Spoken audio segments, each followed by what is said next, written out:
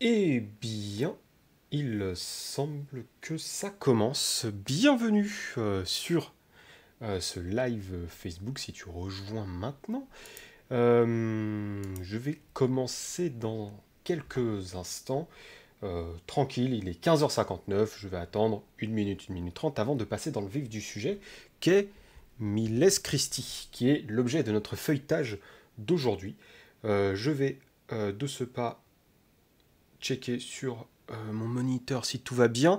A priori, c'est bon. Sur Facebook aussi, il y a déjà 4 personnes qui semblent observer. Je vous sors une antiquité, Jean-Laurent. Oui, une antiquité.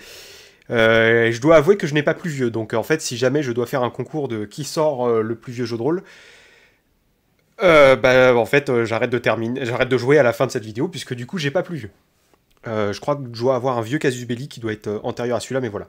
Donc en tout cas, n'hésitez pas à dire si le son a des problèmes, auquel cas je passerai euh, sur le son de la webcam. Ça sera moins bon, mais au moins, si jamais il y a un pépin, ça permettra de faire les choses correctement. Alors un petit instant, je me permets un petit partage Facebook euh,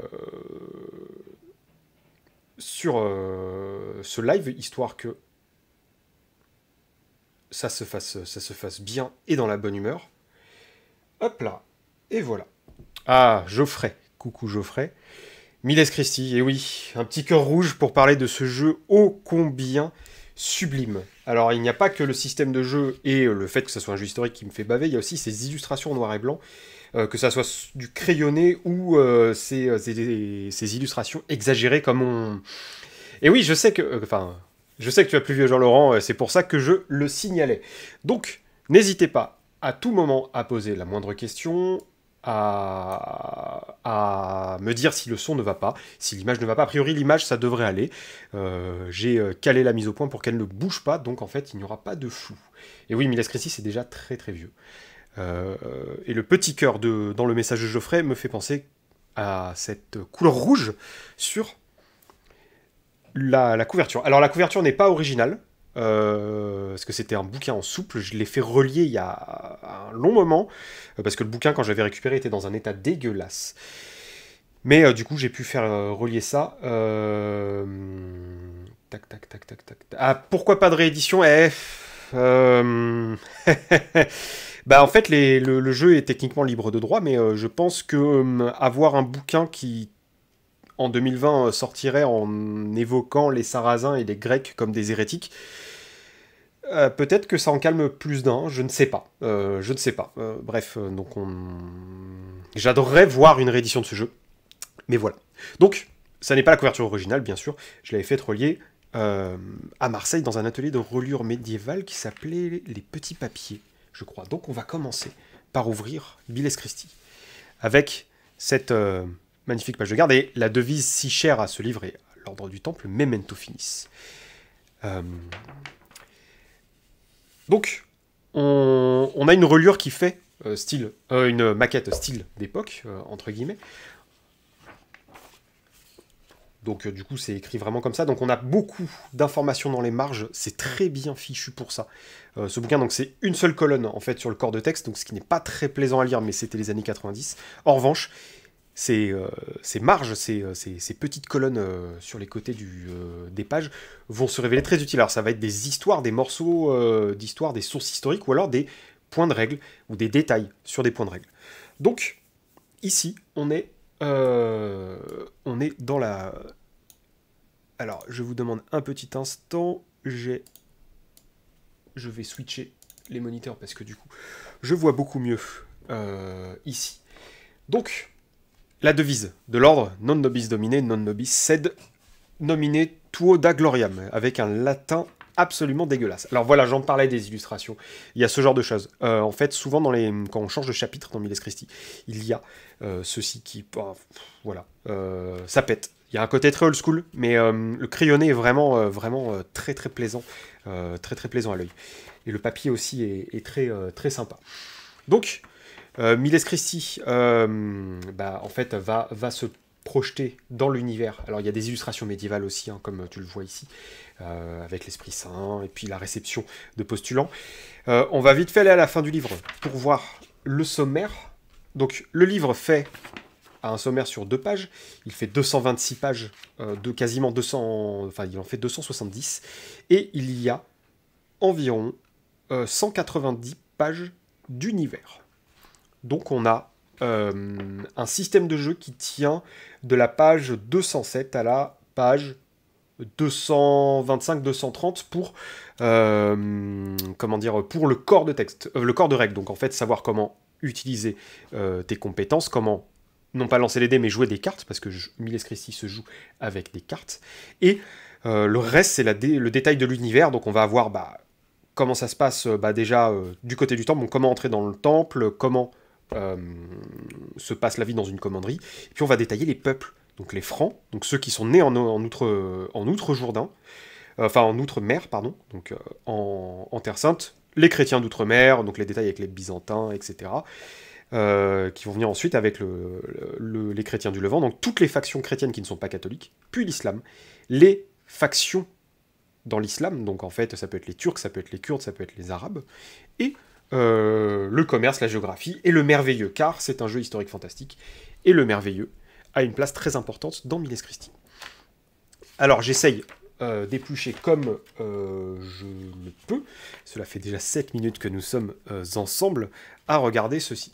Alors, en fait, on a déjà, première chose importante, une règle de l'ordre. Alors, logiquement, elle fait 370 articles. Bon, là, il y en a qu'une vingtaine. Donc, du coup, on est à 15 articles. Donc, on la joue plutôt cool. C'est les points importants de la règle de l'ordre, sachant que pour entrer, il faut respecter cette règle, mais être aussi noble et être de bonne constitution et n'avoir aucun problème pour porter les moustaches, à savoir le bouc et une moustache. Voilà. Donc, du coup, voilà. Ici, on a ce qu'on appelle les retraits de tel poste. Alors, il y a plusieurs postes, hein, bien sûr. Il y a les frères chevaliers, c'est ce que tu joues, en fait, dans Miles Christi. Il y a les frères sergents, qui sont la même fonction, mais de basse extraction, qui ne sont pas nobles. Donc, on devient frère chevalier que si on est noble. Excusez-moi pour la petite imprécision avant. Et après, en fait, on va voir les commandeurs des chevaleries, les commandeurs de cités, de Jérusalem ou de cités d'Antioche, pour les plus importantes. Et on va avoir tous les postes, le turcopelier, le casalier, le maréchal, etc.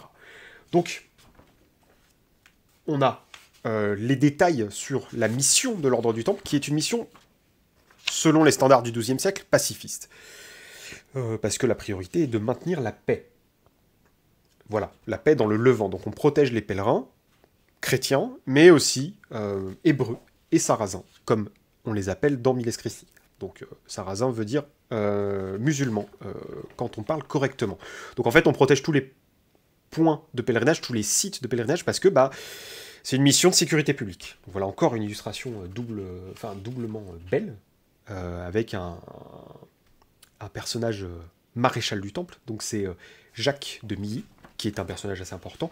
Ça se passe à la fin du XIIe siècle, au moment où, si vous avez vu Kingdom of Heaven, Saladin commence à prendre de l'ascendant. Donc c'est quelques années avant ça. Sachant que ça n'a rien à voir, on n'est pas face à des créatures sanguinaires. On a affaire à des moines soldats. C'est un templier. Le templier est un chevalier parce qu'il peut tuer. Il tue pour Dieu et la justice et la stabilité du royaume de Jérusalem, mais il est aussi un moine. Et le moine ne tue pas. Donc, il a fallu tout un concile œcuménique pour déterminer qu'est-ce que c'était ce bordel. Et en fait, en gros, il peut le faire à condition d'avoir une rigueur toute monastique. On voit ici les peines et les pénitences en cas de faute. Donc on a un petit passage sur les armements préférés des Templiers. Donc il y a le haubert de maille, qui est la célèbre armure qui les recouvre de la tête aux pieds. Je vois qu'il y a déjà 9 petites personnes qui sont en train de me suivre. C'est plutôt sympa. N'hésitez pas à mettre des commentaires, hein, je les regarde. Si vous avez des questions, si vous voulez que je revienne un peu en arrière. Parce que moi j'avance autrement, mais sinon, n'hésitez pas, ne vous gênez pas. Et n'hésitez pas à me dire si le son ne va pas ou si je parle trop fort ou pas assez. Donc ici, on a comment on se comporte sur un champ de bataille, en campagne ou sur une confrontation physique. Et puis on a certains passages, donc du coup, Eudes de Saint-Armand qui est le maître. de l'ordre. Et on a certains passages sur voilà, les privilèges. Donc, qu'est-ce que peut faire l'ordre? À quoi il a le droit? Quelles sont ses attributions? Encore une illustration de double page. Avec une décapitation à venir. Donc on a les us et coutumes des peuples francs, donc les cités des francs en Outre-mer, enfin en Outre-mer, c'est ça, c'est comme ça qu'on appelle le royaume de Jérusalem, mais aussi la principauté d'Antioche, etc. On explique comment sont les francs qui viennent du continent européen et comment sont les francs qui viennent ici. Tout va bien, Jean-Laurent, bah, très bien, c'est parfait. Voilà, on a vraiment ces enluminures qui sont... bon, c'est pas très rationnel, ma vision de ce jeu, parce que du coup j'en suis profondément et éperdument amoureux. Mais là, on a un passage sur les grands, les seigneurs, les personnes importantes. Donc Raymond III de Tripoli, Renaud de Châtillon, l'espèce d'enflure, c'est le rouquin que vous voyez dans Kingdom of Heaven. Il n'est pas si loin. C'est peut-être la partie dans Kingdom of Heaven qui n'est pas si loin de la source historique. Renaud de Châtillon était un enfoiré de premier ordre et attaquait Saladin jusqu'à arriver à 3 jours de la Mecque et de Médine. Il les harcelait sur la mer Rouge, et du coup c'est une des raisons pour lesquelles Saladin a dû s'énerver plus que de raison en massacrant le royaume, puisque c'était quand même compliqué. Il a passé une dizaine d'années dans une prison à Alep, et il en est ressorti très marqué. Voilà, donc là on donne des détails sur comment les conseils d'un personnage, d'un sénéchal donc, qui gère les troupes, pour savoir comment se comporter sur un siège, sur un champ de bataille classique, comment utiliser des armes de siège. On a des illustrations, on a vraiment l'impression d'avoir affaire à une sorte de bouquin d'histoire, en fait. Du coup, avec ces illustrations complètement démesurées, avec quelqu'un qui fait la taille de la moitié de la muraille, enfin, bon, c'est absolument génial. Et on a aussi une partie sur les moines qui aident à chasser le démon, parce que l'ennemi numéro 1 du temple, le merveilleux est là, mais il est aussi le pire du merveilleux, c'est Satan.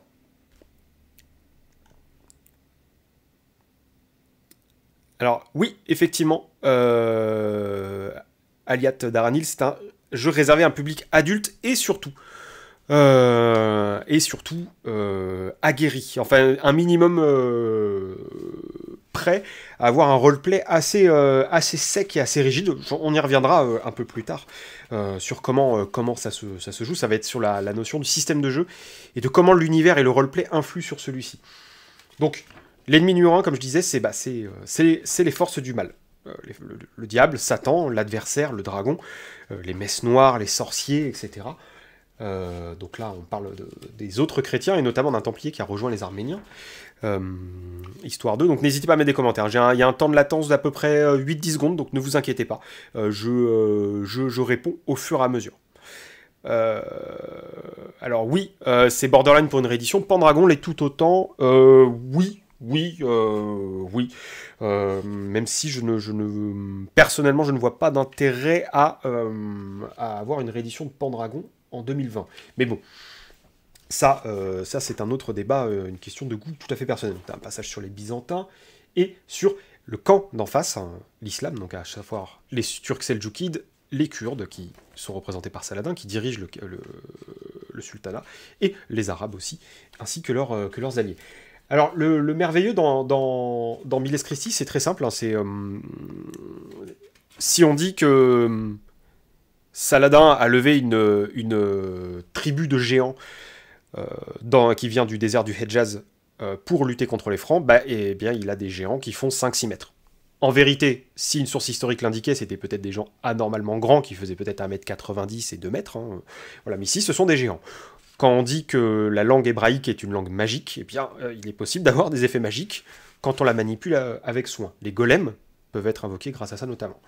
Et les forces chrétiennes peuvent, vous le verrez après dans le système de jeu, utiliser, notamment les Templiers, des prodiges, qui sont des pouvoirs issus de la foi envers le Tout-Puissant, et qu'on peut invoquer grâce à des passages de la Bible. Alors là, on a un passage donc, sur le camp de l'islam, avec notamment Saladin, le paladin de l'islam. Alors il y a une notion importante, les personnages les Templiers sont considérés comme des justes qui luttent contre le malin, mais il y a certains personnages qui ne sont pas forcément chrétiens, et qui ne sont pas forcément chrétiens et ou catholiques, qui sont aussi justes. Saladin en fait partie. Donc il y a certains pouvoirs qui s'adressent à terrasser les personnes qui ne sont pas justes, et bien Saladin ne serait pas évoqué par, touché par ce genre de choses. Donc là on a un long passage dessus. Hein.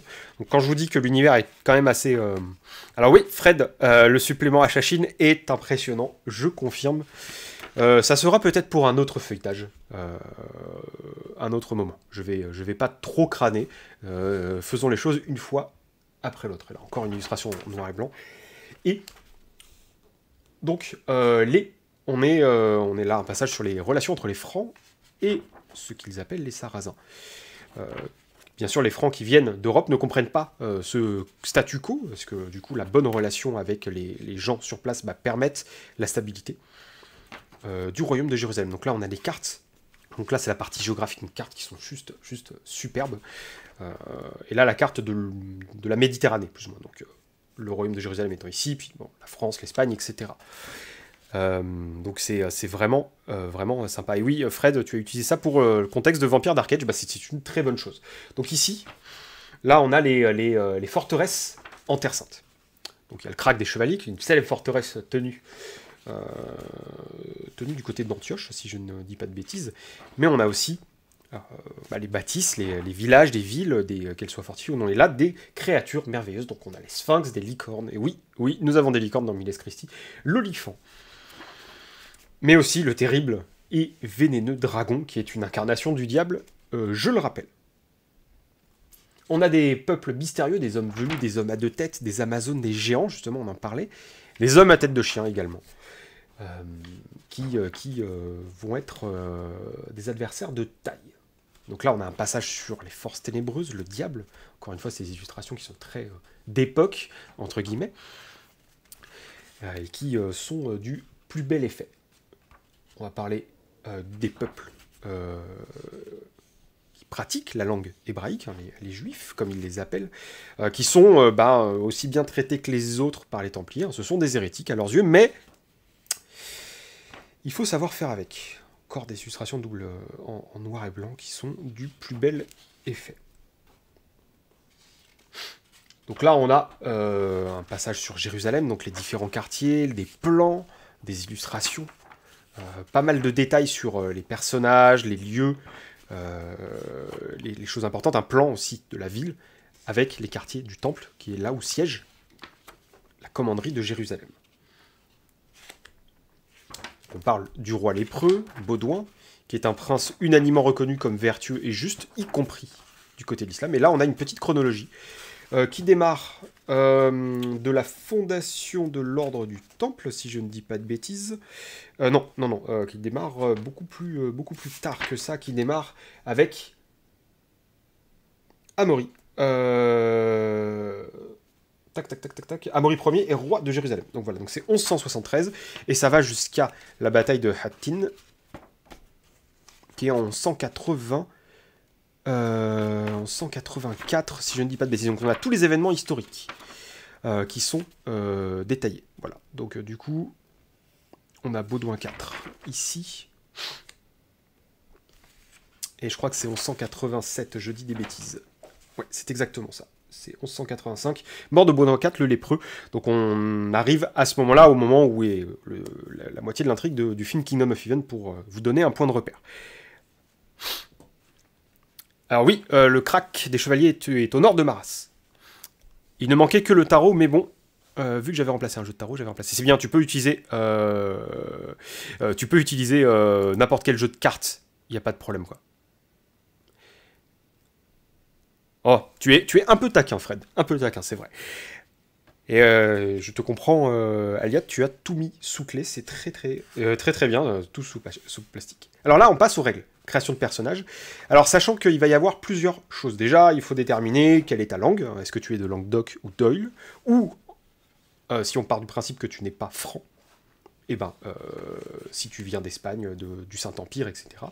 Et en fait, on va faire ta création de personnage en 3 parties. Il y a le moment où tu as été page, donc tu es le page d'un chevalier. Tu fais pas grand-chose, mais tu apprends. C'est un peu un stage d'observation de 3e, en fait.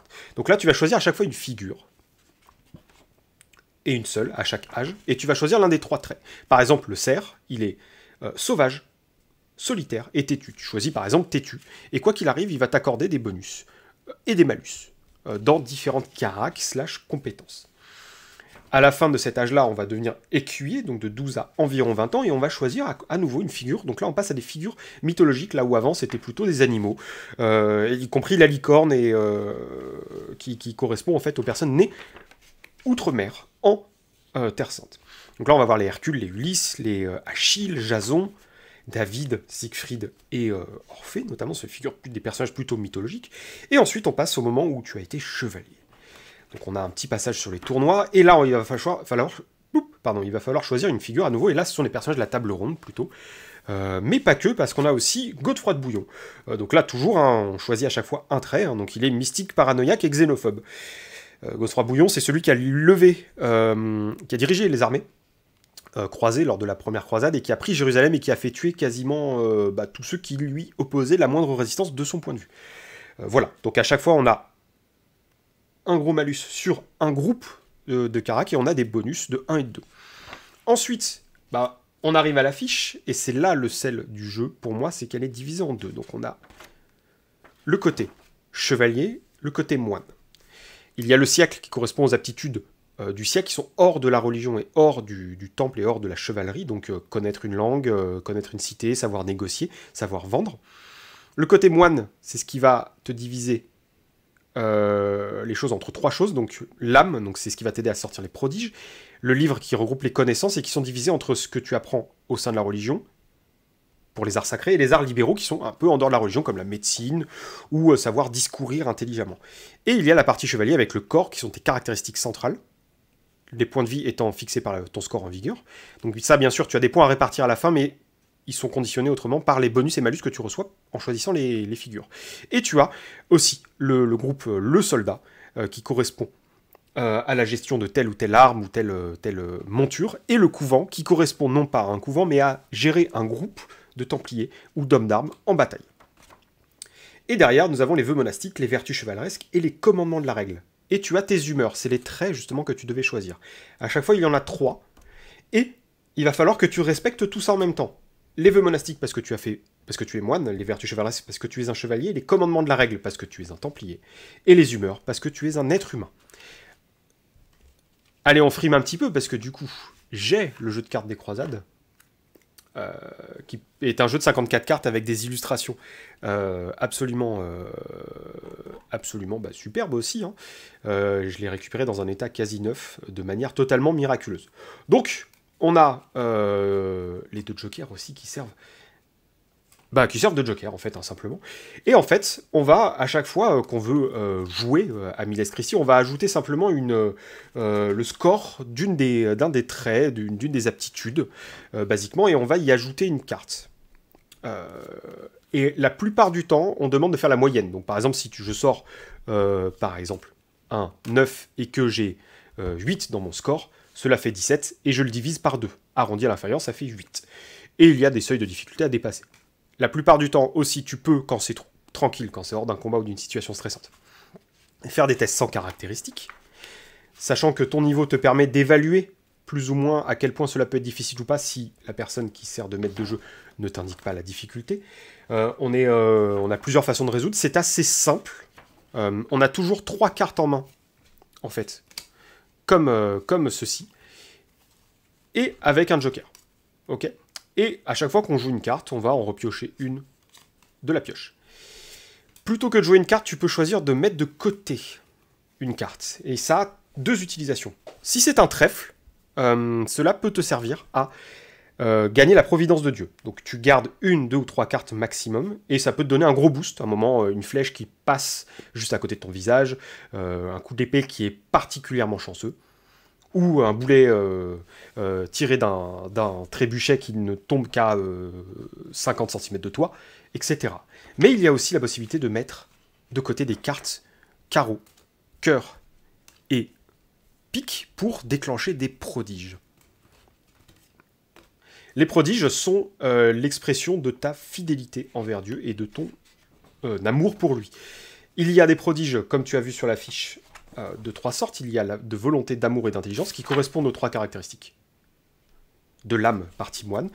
Et en fait, il suffit de citer un passage de la Bible qui est indiqué dans les prodiges, on y reviendra après, pour les activer. Tu as aussi une autre notion très importante, c'est ce qu'on appelle le dilemme moral. Parce que quand tu fais un scénario Amulet Christi, tu es confronté à différentes choses. Donc je t'avais parlé des vertus, des vœux, des règles et des humeurs, mais elles vont s'entrechoquer en fait, elles ne sont pas là pour rien. Très souvent, tu vas devoir sauver des gens réduits en esclavage, par exemple. Donc on t'ordonne de faire cela, donc c'est la vertu d'obéissance qui est dans les vœux monastiques. Mais tu découvres que l'esclavagiste qui gère tout ça est chrétien. Et il y a une règle de l'ordre du temple qui indique ne jamais frapper ni blesser un chrétien. Et la confrontation physique, s'il advient que c'est la seule option possible, il va falloir que tu fasses un choix. Est-ce que tu vas devoir terrasser ce chrétien, esclavagiste mais chrétien tout de même, ou est-ce que tu vas ne pas le faire, mais en mettant en péril la vertu d'obéissance, puisque ton commandeur t'ordonne de faire cette chose-là. Il y a aussi une grosse notion sur la tentation de céder à un péché, donc soit un péché de corps, soit un péché d'intention, qui correspond à enfreindre aussi l'une de ces 12 humeurs, vertus, vœux et règles. Faute avouée à moitié pardonnée, on y reviendra plus tard, et en fait, soit tu fais un péché d'intention, donc tu manques de le faire, mais tu ne le fais pas, et à ce moment-là, tu grises des carrés sur la fiche, qui sont ici. Soit c'est un péché de corps, et là tu vas en griser beaucoup plus, et quand tu perds, et quand tu n'as plus d'espace, en fait, quand tout est coché sur une ligne, il y a un score qui va diminuer d'1 point. Et sachant que le score en vœu monastique ou en vertu chevaleresque ou en commandement de la règle correspondent au plus bas des 3 termes qui sont indiqués. Donc par exemple, si la loyauté tombe à 5, parce que du coup j'ai fait preuve de manque de loyauté clairement, eh bien il tombe à 5, c'est le plus petit, donc 5 devient le score des vertus chevaleresques, et je perds 1 point dans l'intégralité du groupe Les Chevaliers. Idem pour moine, et idem pour templier qui nous donne quelques petits bonus. On commence à 1, mais en fait, plus on avance, plus on peut avoir des bonus liés à la valeur des cartes qu'on peut jouer. On peut rajouter des valets, des rois et des dames quand on vient à être fort en la matière. Et là, on a le combat, et ce qui faisait que c'était un ovni, c'était ça. Ça dure très peu de temps. Le combat, c'est simple, on va jouer une carte d'attaque et une carte de défense. Le cumul des deux doit être de 13 au maximum à la base pour un personnage qui est un frère templier, et moins pour les autres. Et en fait, à chaque fois, on va dévoiler l'attaque de la personne qui a l'initiative. Et on va jouer sur des marges de réussite. En fait, la marge de réussite entre mon attaque et la défense de l'adversaire donnera le nombre de points de dégâts que j'inflige. On y ajoutera le bonus des armes, et aussi, on réduira du nombre de points de vie infligés la valeur de l'armure. Donc, à savoir que les templiers sont équipés de la meilleure armure du jeu. Donc là, on passe sur les prodiges, justement. Donc vous voyez qu'il y a des petits passages de la Bible. Les prodiges demandent une certaine valeur, donc c'est les cartes que tu mets de côté, justement. Donc on peut aller, par exemple, pour les prodiges de volonté, sur le prodige le plus faible, qui est à 13 points, qui est « Je suis la lumière du monde », qui permet tout simplement de faire plus de lumière dans une situation ombrageuse. Et jusqu'au plus fort, qui demandera 33 points en cumulant ton score avec les 2 cartes ou la carte que tu as mis de côté, plus ton score de volonté. La valeur de 33 te permet d'invoquer un archange. Il tue une personne par tour, et excepté les justes. Donc voilà, j'en parlais tout à l'heure. Donc là, on a les prodiges d'amour qui suivent. Donc les prodiges de volonté, c'est la volonté de Dieu, donc c'est plutôt des pouvoirs assez spectaculaires. Les prodiges d'amour, c'est pour lutter plus ou moins contre le malin ou essayer d'apporter l'amour de Dieu aux autres. Et le prodige d'intelligence, c'est pour savoir qui ment, est-ce qu'il y a une présence du malin quelque part, etc. C'est plutôt ce genre de choses. Et on a les providences, justement, qui sont les cartes trèfle que tu mets de côté. Donc, encore une fois, une superbe image. Illustration d'un prodige avec quelqu'un qui crache des serpents parce qu'il a proféré des mensonges. On a un petit passage sur des reliques. Et on finit par un petit scénario d'introduction qui est somme toute assez basique, mais qui te permettra de prendre les choses en main correctement. On a le calendrier de l'année et le les monnaies, les poids et les mesures indiquées dans le jeu, parce que ça peut être assez compliqué à faire, et la fiche de personnage vierge, qui permettra de créer ton personnage. Comment est-ce que se passe un scénario? À la fin, en fait, par rapport à toute cette notion de péché, il y a ce qu'on appelle le chapitre. C'est une confession en public. Tu vas devoir annoncer à tes frères, qui sont dans ta commanderie, ou en dehors, si tu es en mission, bah, en quelle mesure tu as péché de telle et telle façon. Sachant que si tu sais qu'un autre frère a péché et que et que celui-ci ne le cite pas, tu es obligé de l'évoquer pour le salut de son âme. Ce n'est pas de la délation, c'est pour le salut de son âme, tout simplement. Donc, à ce moment-là, on peut regagner des points, car faut avouer, à moitié pardonné. Voilà, j'ai fait... je pense que je fais le tour. Ouais, bah de rien. C'était pas très compliqué, effectivement. Il y a quand même pas mal de choses à retenir, notamment en termes d'univers, et surtout sur la gestion des prodiges et des péchés, qui sont bien régulés, et qui sont de très bonne qualité, on va dire. Et effectivement, ça faisait un moment que j'avais pas rouvert vers le jeu, donc du coup c'était pour ça que j'étais peut-être un peu brouillon à certains moments. Voilà, en tout cas, ça c'est un jeu, alors j'ai choisi de te le montrer parce que c'est un peu comme Hollywood, que je montrais la semaine dernière. C'est un jeu qui a changé pas mal de choses dans ma vie de maître de jeu, entre guillemets, parce que c'est un jeu auquel je n'avais clairement pas l'habitude de faire face, en fait, un genre de jeu auquel j'avais pas l'habitude de faire face. Le roleplay est intransigeant, c'est-à-dire que tu joues un moine, donc en fait il faut toujours être courtois, toujours être poli, commencer tes phrases quand tu t'adresses à un templier par doux beau-frère ou doux frère. Il ne faut pas manquer de courtoisie, surtout pas, et tout ce qui est dit. Donc il faut jouer de manière continue. Je conseille de faire des pauses toutes les heures et demie quand tu joues à Miles Christi. Alors, pour la suite de la gamme, donc le Cous Palmarum, la richesse de l'émir et Assassin, je ferai peut-être une autre vidéo à un autre moment, histoire de voir. Là, pour l'instant, je vais présenter des jeux de base pendant le confinement, des jeux qui m'ont marqué en fait. Donc, je vais passer sur des livres de base. Oui, effectivement, la couverture est juste sublime. Je vous montre l'arrière. Bon, il a été un peu abîmé, hein. Donc voilà, il est au prix de 249 francs TTC. Prix imposé. Donc du coup on était en 95 quand il est sorti, donc c'est normal qu'il soit en francs. Donc voilà, donc c'est un jeu qui m'a marqué pour cette notion du roleplay qui est vraiment bon. En campagne, au bout d'un moment, ça peut être lourd, donc je préconise de ne pas jouer plus de 5-6 parties de suite, entre guillemets.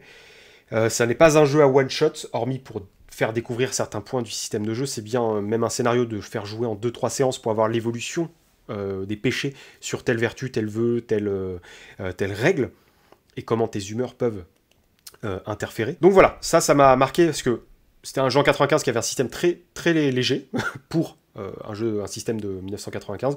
Une maquette super claire, super facile à lire, ça se lit vraiment en très peu de temps. Sous peu que tu sois un minimum intéressé par l'histoire. Si ça n'est pas ta came, ça risque d'être un peu plus douloureux. Et j'avais passé, j'ai maîtrisé plusieurs campagnes dessus, et à chaque fois, il y avait eu des résolutions très différentes. Et malgré la rigidité du roleplay, en fait, on peut quand même avoir des personnages très variés. Donc c'est pour ça que pour toutes ces raisons que ça m'a marqué, et puis bien sûr, le bouquin est absolument magnifique. Pas compatible avec Magna Veritas, je pense, effectivement. Ça serait une partie trop sérieuse de Magna Veritas, je pense. Et bien voilà, je pense en avoir terminé, ça fait quasiment 35 minutes que je suis avec vous, je pense que on va s'arrêter là pour ce live. Merci à vous pour...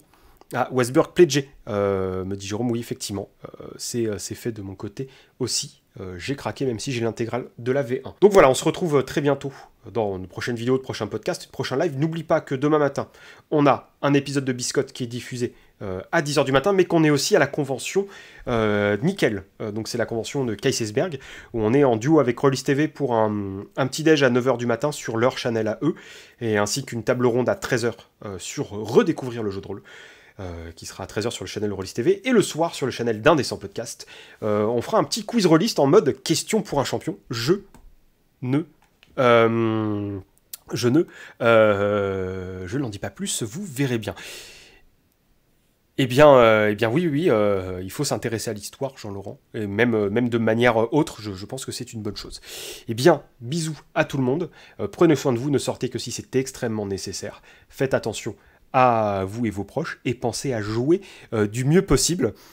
Eh bien, avec plaisir Fred, si tu viens nous casser les pieds, ça sera avec plaisir, et puis on se retrouve très très vite. À la prochaine.